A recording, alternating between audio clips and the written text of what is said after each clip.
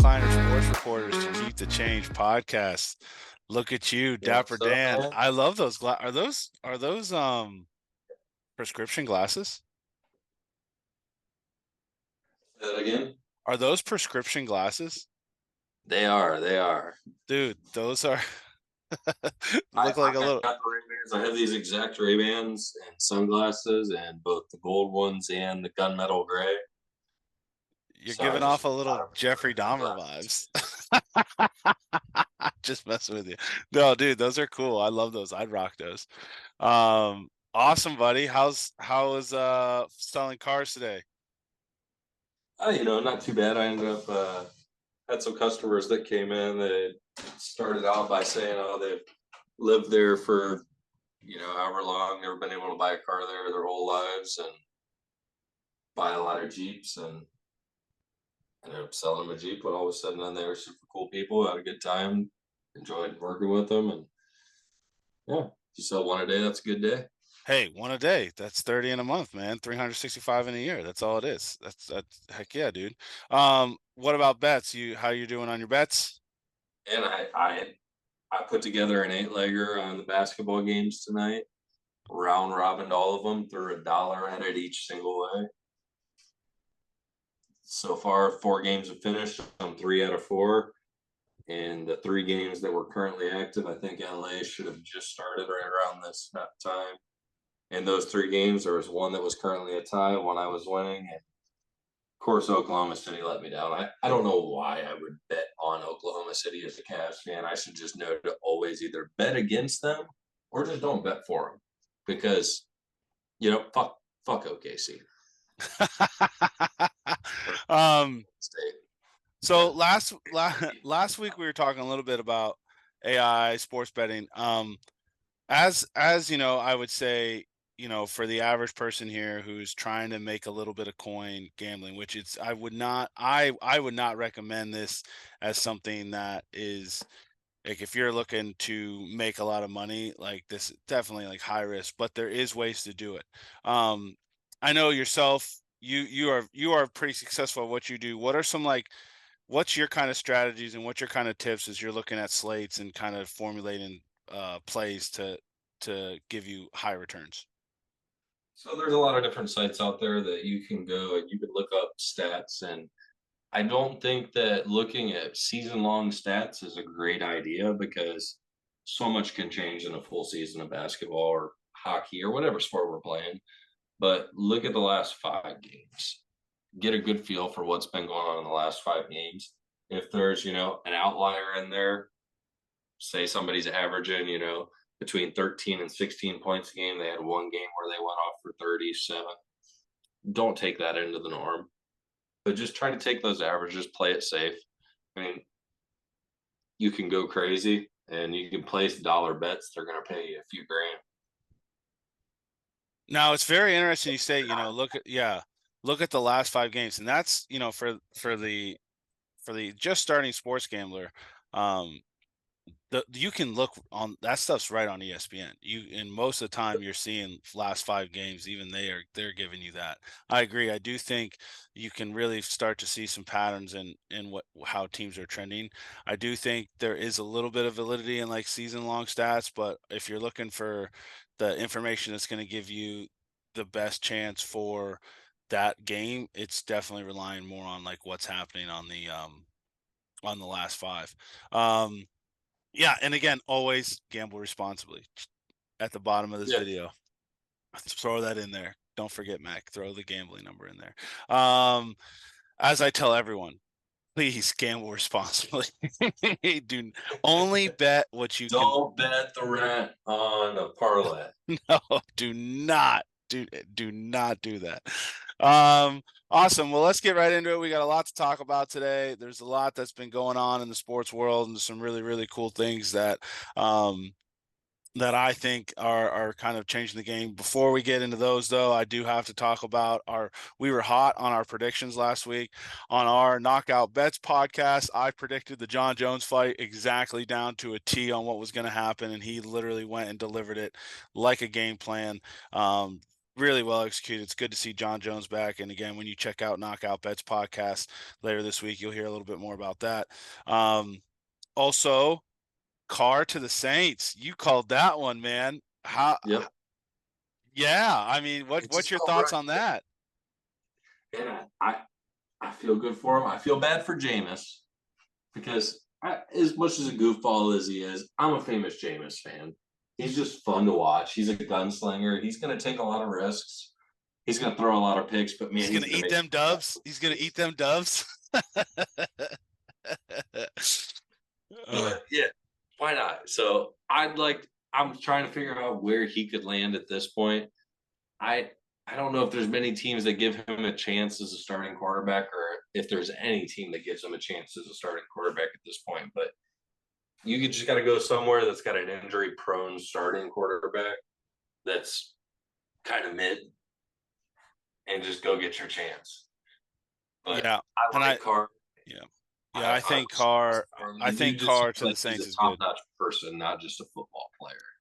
Yeah, and I think it's like you were saying, he's a guy that's going to manage the game well for the Saints. He's a guy that's got proven talent. Again, I don't think necessarily um, it was his fault about what was going on with the Raiders. I think they just lost some really close game in the NFL this year, as we saw.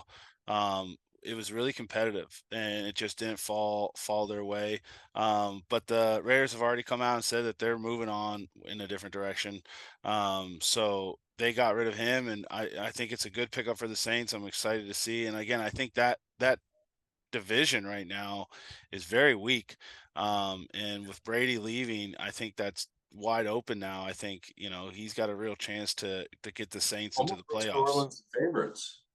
They should be. And I don't know what that line is right now, but if you're looking for a future bet for Saints to make the playoffs, that's definitely, and maybe even win the division, that could be a good future bet you might want to take a look at now, because come on, football's not on. So what better way to get a little taste than just place a nice future bet on something? Man, they got some weapons on that offense too. Alvin Kamara, you got AK-47 there, and both those Buckeyes out wide.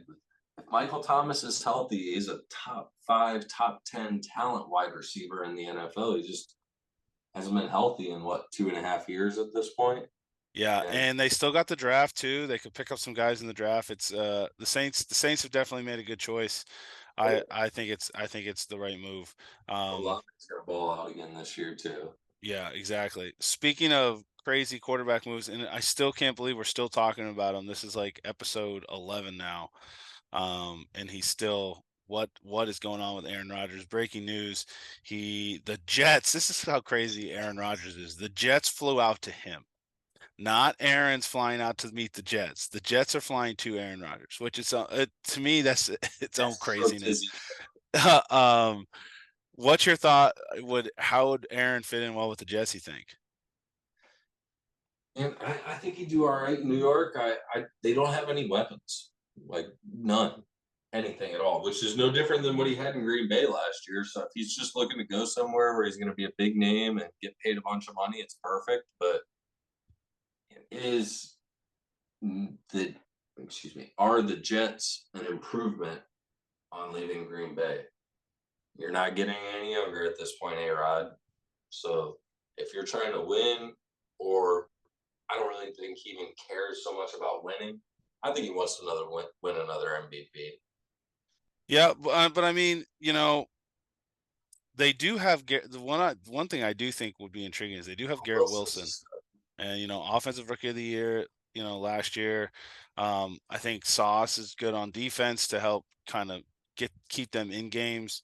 mm-hmm. But I think outside of Wilson, you're right. I mean, They have they've other been weapons through on so many offense. running backs over the last 2 seasons. Their O line hasn't been that great. I think that Aaron's going to definitely have some contingencies that he's going to want to make sure the Jets front office are taken care of if he's going to make that move.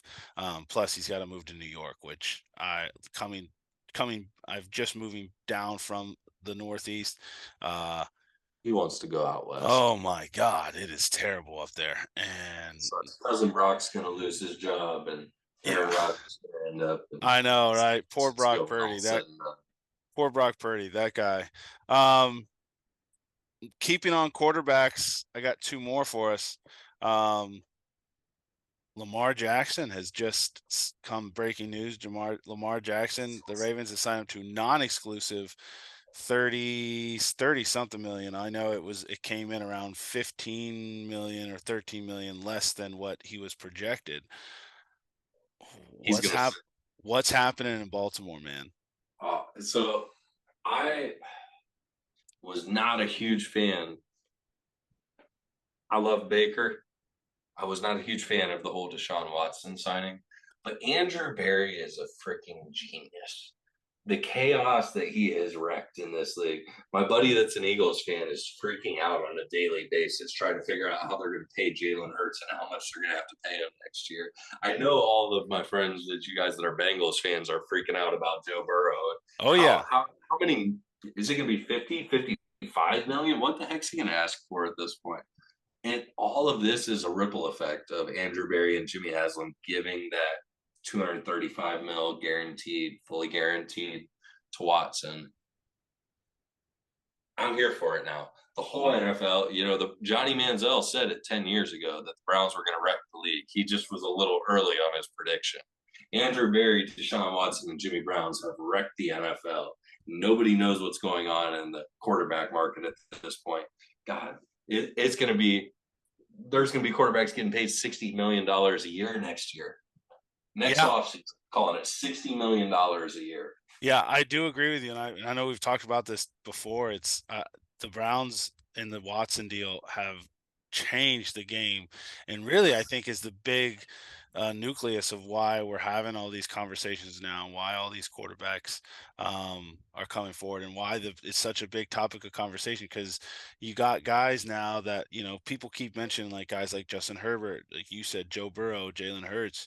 You keep now asking like, well, what are even Pat Mahomes? What are these guys going to get paid? They're actually putting out performances. They have changed the game. I think it was. I think in terms of the Ravens, I think this was the smart move for them. One, they're going to be saving some money on here, and two, it allows, which is here's another weird angle. Me and my brother were talking about this. You know, with it being non-exclusive, that means other teams can write up contracts for Lamar, but that doesn't stop the Ravens from countering with the same exact contract. So to say like, hey, okay, what would you pay Lamar? Oh, he's worth it. All right, well, we can renegotiate and we'll pay you that, buddy. And it's like you've kind of opened the floodgates now, but it just makes it so dirty water that you have to ask yourself, what is that culture going to be like this year? I know it hurt them going into the playoffs. I know it hurt them late in the season having that kind of cloud hanging over them, and it really made those questions. But I think in terms of the Ravens front office, this was a smart move for them in terms of saving money. But I think culturally, as if you're the coach and if you're the other players, there's definitely some stuff going on in that locker room that's probably not creating a I'm good not going to culture. disagree there because exactly what you're saying. I don't think that keeping him is going to be possible on the franchise.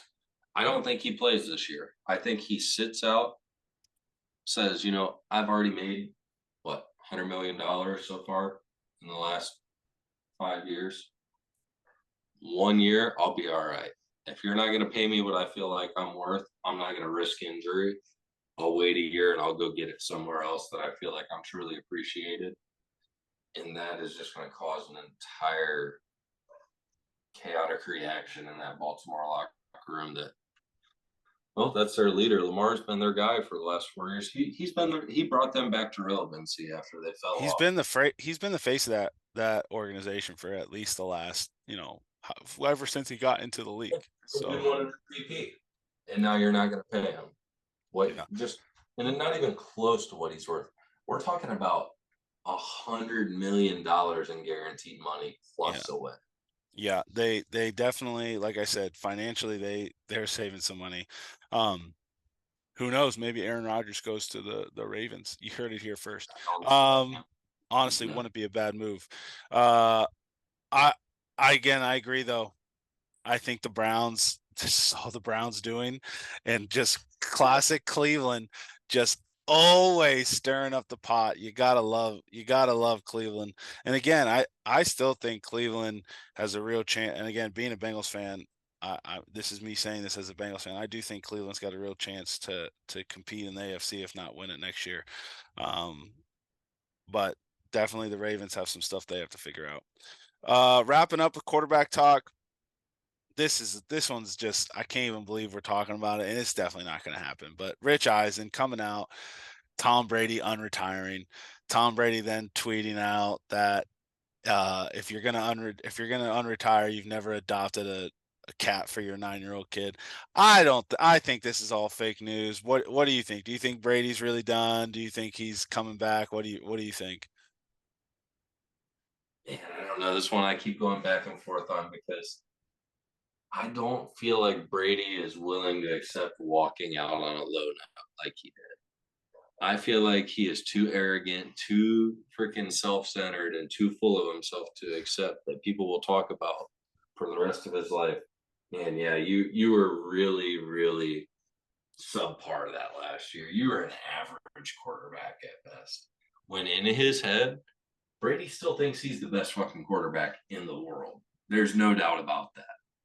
I wouldn't be surprised if it's not this year, maybe even next year. Maybe he takes 1 year off and realizes, man, there is no better job in the world than being a professional athlete. Yeah, he doesn't want to go sit in the booth. He Let me wants go back and do no. that again for another 35 million, 40 Yeah, million and dollars, 50 and million I dollars for I one. do think yeah, I do think Tom weirdly enough, I'm still watching Man in the Arena, which I know I'm far behind, but that, like you said, that dude loves the game. And just listening to that, like he has a famous quote, what's his favorite ring? The next one. And he I like you said, I think this guy's arrogant enough to where he wants to go out with one more Super Bowl. And I don't think but who knows? I think it makes for fun talk. Um we'll see as the weeks progress, but it wouldn't surprise me if he unretired just Yeah, because the I was guy a lifelong Brady hater, but at this point, let's see it. yeah, Bring it on, Brady. let's You want to light come back to Cleveland? You want to split time with Deshaun Watson? I'm for it. Sign him up, Let man. let's light this candle.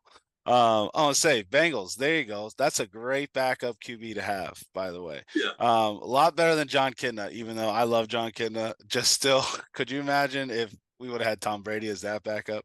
Right. So there you go. All right, that's wrapping up our NFL talk. Let's wrap up the night. Let's talk some Cavs, man, because I think it was the most hilarious way to end your game against the Celtics. Grant Williams, buddy, you got the game in the bag. Make one free throw. One. One free throw. And I get it. I'm not there shooting the free throw. I'm not the guy doing it, but geez, oh Pete, we're talking one free throw. No, what, 0.1 second. The game's over, bud. Yeah. One. What's your reaction to that? And I was watching this game in the shower. I got in the shower because I just said, I mean, God, you're a It's professional. over. Two free You're a throws, no professional. time You left. got to be able to make one or two. Tie I'm game, two mad free the throws, Cavs no lost. time left. It's over. Go shower. You're done. The day's over. He missed the first one. I spread that shower curtain open, and I was sitting there down in an athletic stance, and I was ready to box out and start grabbing that rebound on the second. He missed it. I started yelling at Donovan Mitchell for not boxing out Marcus Smart. And Marcus Smart almost got the tip with 0.5 seconds left. I thought we were going to lose it after he missed both freaking free throws. But as soon as we went to overtime, the second that clock hit 0.0, I knew we had it.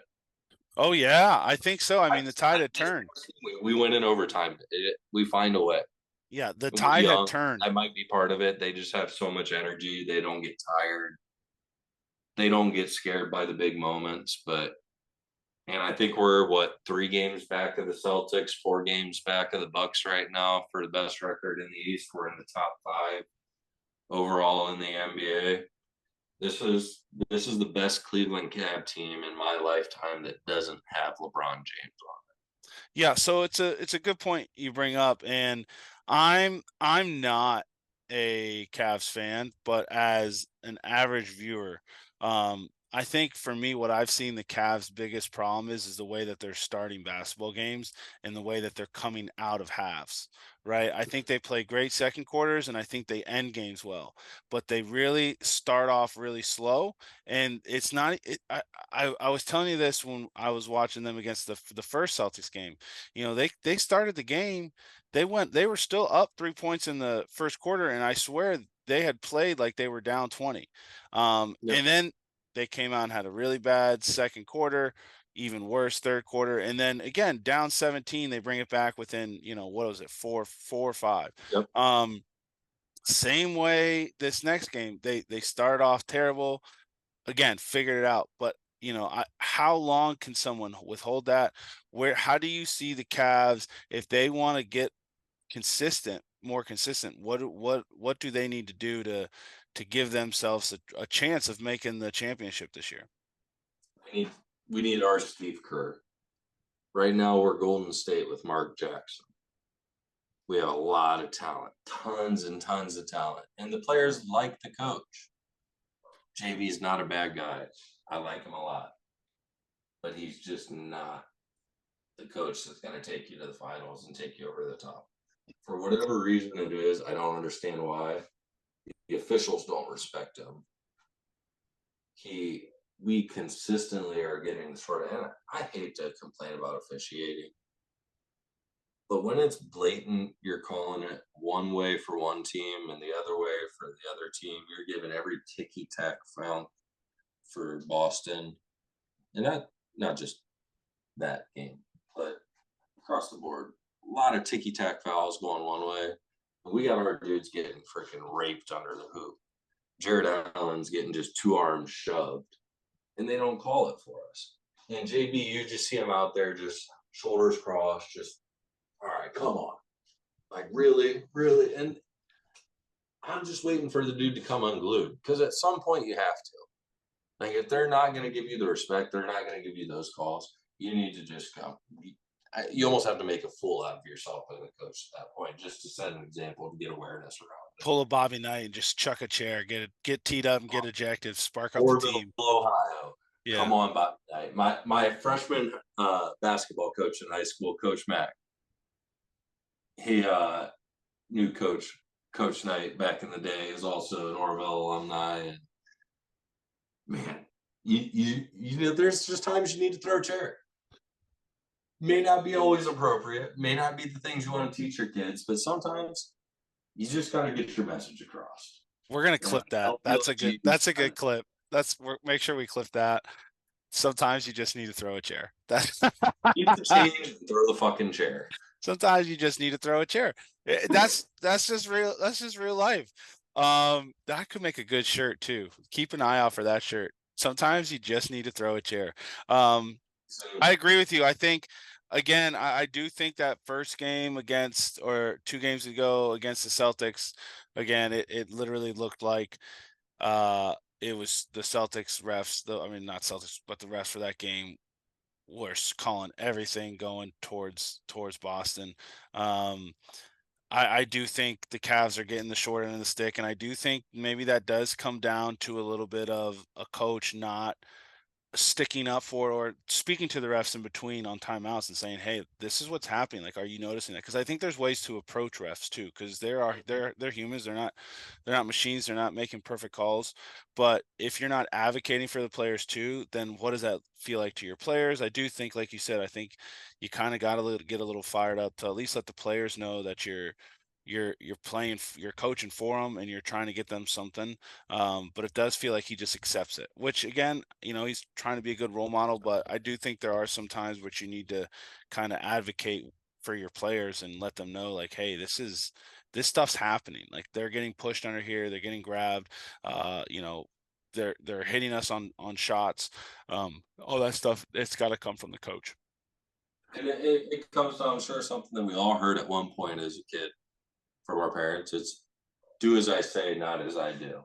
Yep. You guys keep your cool. You stay in the game. You keep playing the game. Let me handle the officials. They're not going to make the calls. Let me get in their ear. You guys just play the damn game. But you got to have enough control over both the team and the game as the head coach to be willing to, whoever that next guy up is, whether it be Luke Walton or whoever the assistant coach that takes over for JV when he gets tossed is, you got to almost have a look like, hey, this is your game from this point on. This is enough. We need to get some respect. Yeah, and so all right. So you got Garland, you got Mitchell. Who are the other guys that need to step up for the Cavs right now? And Mobley's doing it. Allen, these last few games has done really bad. Worst he's done all season. I love Jared Allen, both as a player, person. Every Cavs game you go to, that dude, once he finishes up his warm up, he goes on both sides of the court, goes to half court, looks up in the stands, and just waves to people. Just smiles, waves to fans, waves to everybody out there. The dude's just a great person that loves life. But he's had some of his worst basketball games as a Cleveland Cav in the last few weeks since the All Star break. That's one thing he needs to step up big. And then our bench, too. Levert plays hard. Rubio's getting back to health. Dean Wade needs to be more consistent. And I'm a fan of Lamar Stevens. I love Okoro. I love Lamar Stevens because they both just have that dog in them that they're going to get up in somebody's face defensively. And they were going to do everything they can to stop that guy. And when it comes to fighting for a loose ball on the ground, going up to try to get a rebound, they're going to give you everything. Lamar Stevens is what won us at the end of that game. He he may not have been the one that scored the points, but he got some stops, he got some offensive boards, and he got a couple clutch steals. That he does those little intangible things that don't show up in the stat sheet, but win you games. Yeah, and I think we were kind of talking about that. I think maybe it was a couple weeks ago when we were talking about kind of the top tiers.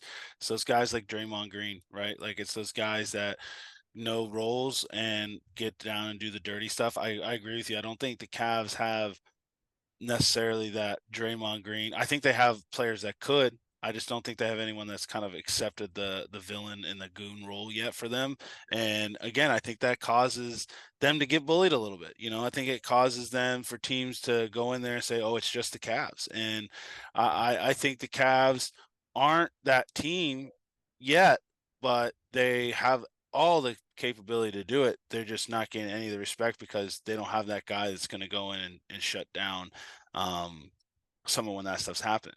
Yeah, everybody just looks at them like the nice guys.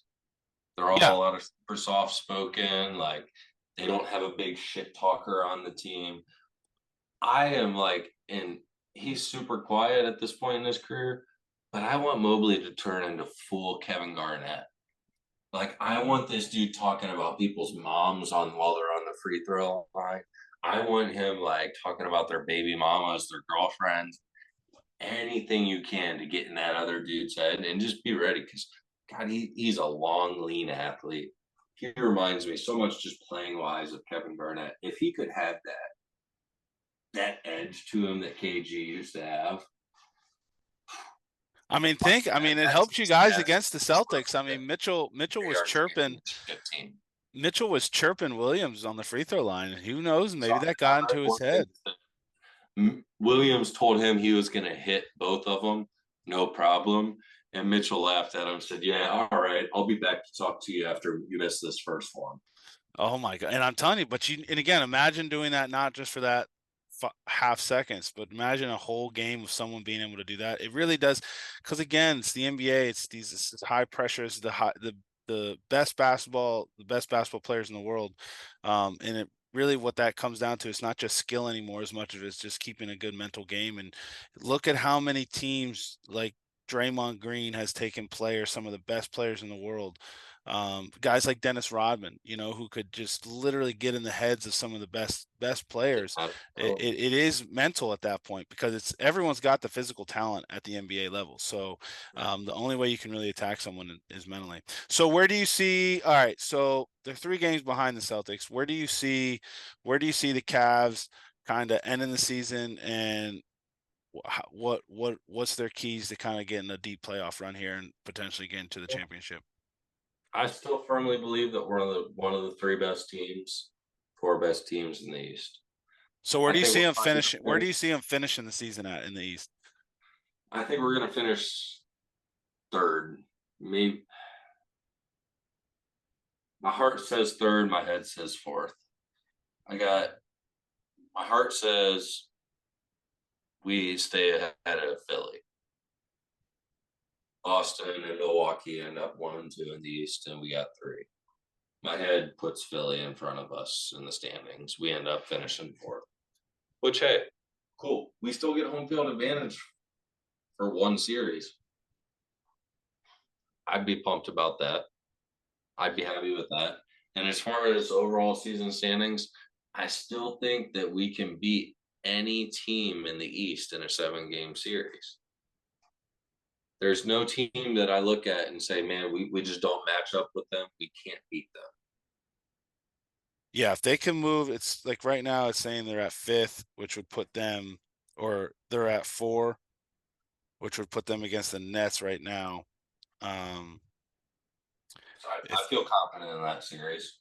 yeah, I like that too. If they could get to three, the Heat's on the bubble right now, at six, so that would put them against the Heat. But I bet honestly, that that's before I the don't like season. the way the Nets are playing right now. I could see this still, even if the Cavs could get up to three, I could see the Heat going up over the Nets, and I could still see Nets, Yep. Cavs as that first round. I think too in Cleveland. The fact that the Nets are even still in the money is shocking to me. As much stuff that's going on with them. That's the one thing. They were still in playoff contention in home field, like had home court advantage and blew it all up.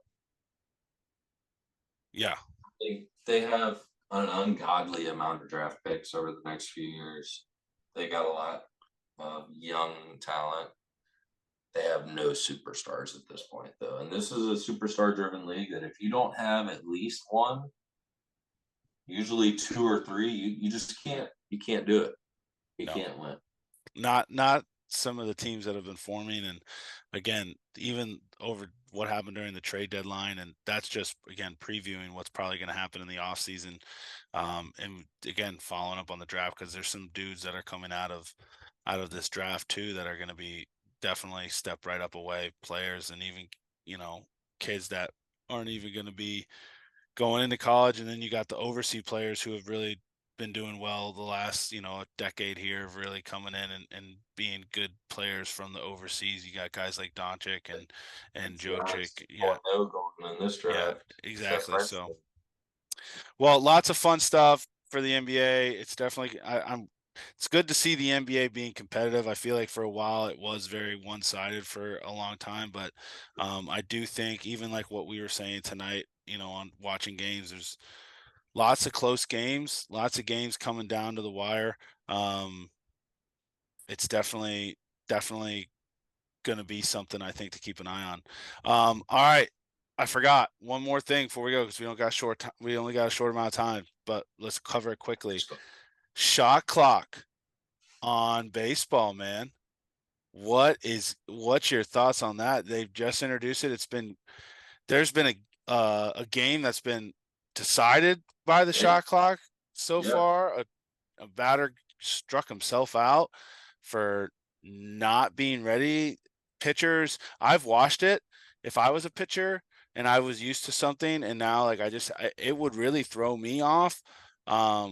I think the advantage still is with the batters, but I see how it's like if you have a guy who, again, baseball is such like a muscle memory thing, right? So like guys have those things, whether it's the way you hold the ball and like shrug your shoulders and get yourself ready to pitch, whether it's a batter, what they do to kind of just get themselves ready to see the pitch. I think it makes up. I understand it's definitely speeding up games. Games are going by super fast now, but what's your thoughts on the clock, man? Man, I'm not a fan. I I like old school baseball. The time doesn't bother me. That's the beauty of it to me is people that truly appreciate baseball. It's a chess match. I miss. I liked back in the day when you'd bring in a lefty just to match up with one hitter. He'd come in. Sometimes the dude would throw two pitches. Hey, he got the big lefty out. All right, bring the righty in. Bring the next guy. I miss that chess match. I love the beauty of the intellect of baseball. And it's not just always the best athlete that wins. And I don't like the pitch clock.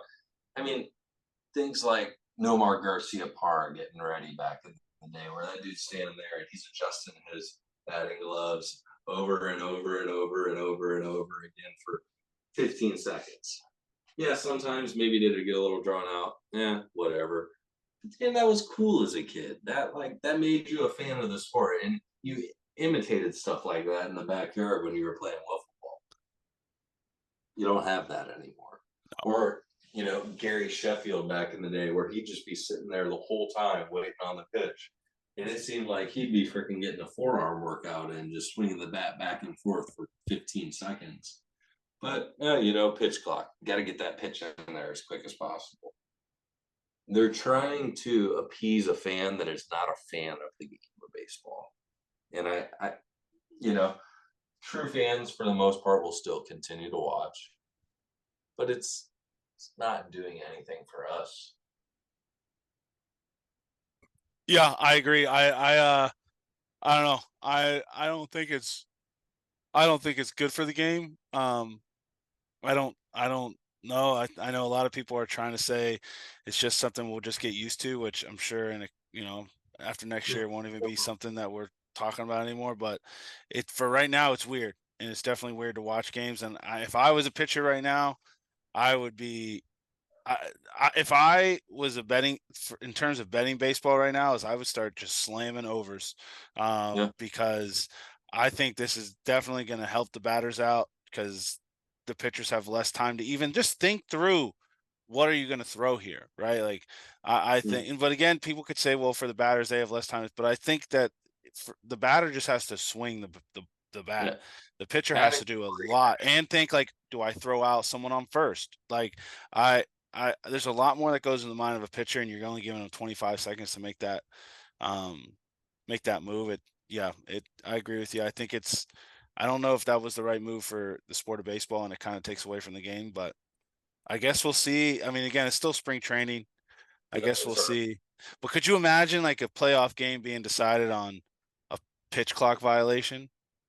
Like That even makes my to the think about fans wouldn't even want that. And I don't even think the other team would want that. I think they'd be like, no, no, no, send them back out. Like, let's send that. this game. No, let's play the game. Yeah. There's no clock in baseball. You play till the last out, and that's one of the things that everybody's always loved about baseball. Yeah. So no, don't let a clock running out affect our game. Could you, and again, the way I saw it happen, I was like, oh my God, that's how the game ended. Wow.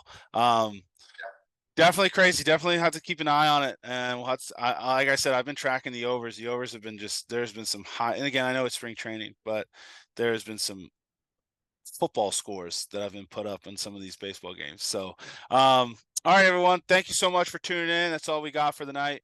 As always, make sure to hit that subscribe, like, please share it out. It goes a long way for all of us. We also just got permission from Facebook. We got stars program. So if you look at when you go to the top for our videos, you'll see a little button that says gift and stars. Please, if you have an opportunity to do that, again, all of our donations or all this money that we give towards charities and communities. So it goes to helping someone else. So thank you everyone for tuning in. And as always, keep the change. Have a great night, everybody.